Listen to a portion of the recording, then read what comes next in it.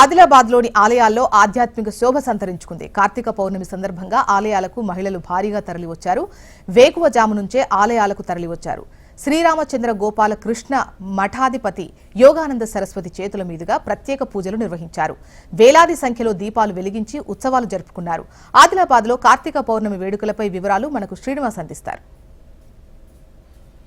ఆదిలాబాద్ జిల్లా వ్యాప్తంగా కార్తీక పౌర్ణమి వేడుకలు వైభవంగా సాగుతున్నాయి. ఈ రోజు పౌర్ణమి కావడంతో నెల రోజుల పాటు కార్తీక స్నానాలు ఆచరించిన భక్తులతో పాటు ఈ రోజు ప్రత్యేకంగా విశేషంగా భక్తులు పెద్ద ఎత్తున ఆలయాలకు తరలి రావడం జరిగింది. శ్రీ రామచంద్ర గోపాలకృష్ణ మఠం దాదాపు 400 సంవత్సరాల పైన చరిత్ర ఉన్నటువంటి ఆలయానికి ప్రతి సంవత్సరం కూడా ఇక్కడ పూజాది కార్యక్రమాలు నిర్వహించడం ఆనతి వస్తుంది. ముఖ్యంగా కార్తీక మాసాన్ని ప్రత్యేకంగా తీసుకుంటారు. మనతో మాట్లాడేందుకు మఠాధిపతి శ్రీ యోగానంద సరస్వతి గారు ఉన్నారు. స్వామి చెప్పండి, అసలు ఈరోజు దీపారాధన చేయడము లేకపోతే 365 భక్తులు సామూహికంగా ముట్టించడం ఇవన్నీ ఏం చేస్తారు ప్రత్యేకంగా? ఇవన్నీ మనకు కంటికి కనబడేది, కానీ దైవిక శక్తి వల్ల మాత్రమే ప్రాతకాలము 4 గంటల నుంచి కొన్ని వేల మంది ఇక్కడ రావడము, స్త్రీలు, బాలలు, పిల్లలు, పురుషులు, వృద్ధులు అందరు కూడా విశేషంగా వచ్చి ఎలాంటి ప్రచారం లేకపోయినా ఎలాంటి కార్యక్రమాలు లేకపోయినా రావడం చాలా సంతోషదాయకం. ఇదే విధంగా పండర్పూర్లో ఏ విధంగా జరుగుతున్నదో ఆ విధంగా గోపాలకృష్ణ మఠంలో కార్తీక దీపోత్సవము కార్తీక పూర్ణిమ సందర్భంగా ప్రాతకాలం 4:30 నుంచి 5:30, 6 గంటల వరకు జరుగుతుంది.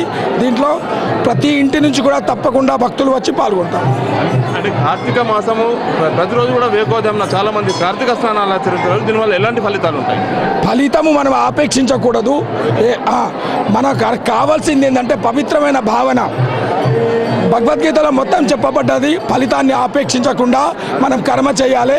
తర్వాత ఆరోగ్యం కానీ ఇవన్నీ కూడా దేవుడు ఇచ్చే వరములు మాత్రమే.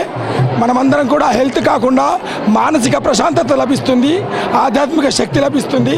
దాని వైపు కేంద్రాన్ని ఈరోజు దీపదానం చేయడము లేకపోతే దీపారాధన చేయడం వీటికి ఏమేమి తేడా ఉంటుంది?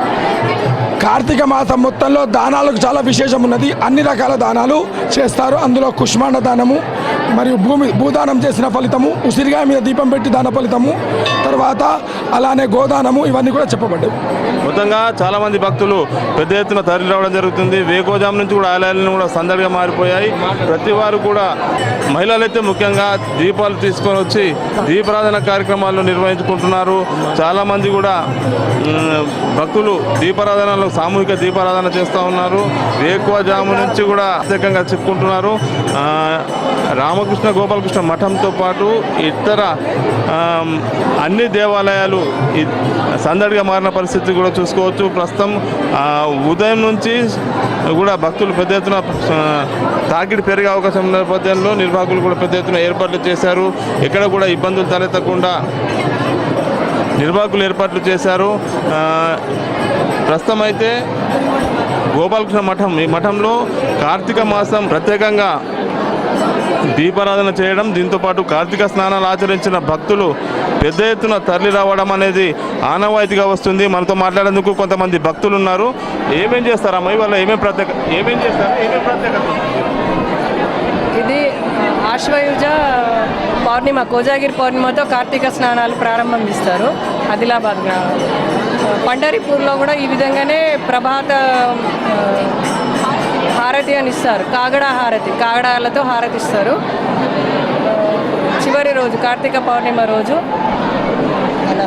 మన లక్ష దీపోత్సవం జరుగుతుంది ఇక్కడ. అయితే ఆవు పేడతో గోమయంతో అలికి మఠం ప్రాంగణం అంతా కూడా గోమయంతో అలికి ముగ్గులు పెట్టుకొని 1,00,000 దీపాలని అమర్చుకొని 1,00,000 దీపాలు భక్తులందరూ కలిసి వెలిగించారు. తర్వాత కాగడ హారతి ఉంటుంది. కాగడి హారతి తర్వాత సమాప్తిగా దహండి కాలాన్ని చేస్తారు. మొత్తంగా చాలా మంది విశేషంగా భక్తులు తరలి రావడం జరుగుతుంది. సాయంత్రం కూడా వివిధ ఆలయాల్లో సామూహికంగా దీపారాధన కార్యక్రమము, దీపోత్సవ కార్యక్రమాలు ఇవన్నీ కూడా నిర్వహించుకునే ఏర్పాట్లు జరుగుతున్నాయి. వేకోజాం నుంచి కూడా ఆలయాలన్నీ కూడా సందడిగా మారిన పరిస్థితి నేపథ్యంలో ఏదైతే నెల రోజుల పాటు కార్తీక స్నానాలు ఆచరించిన భక్తులతో పాటు ఈరోజు ప్రత్యేకంగా వచ్చే భక్తులు కూడా విశేషంగా ఈరోజు పూజాది కార్యక్రమాల్లో పాల్గొంటున్న పరిస్థితి. ఆలయాలన్నీ కూడా సందడిగా మారినాయి. దైవనామ స్మరణతో పండుగ వాతావరణం అయితే ఆలయాలు కనిపిస్తున్న పరిస్థితి. Srinivas, HN TV, Adilabad.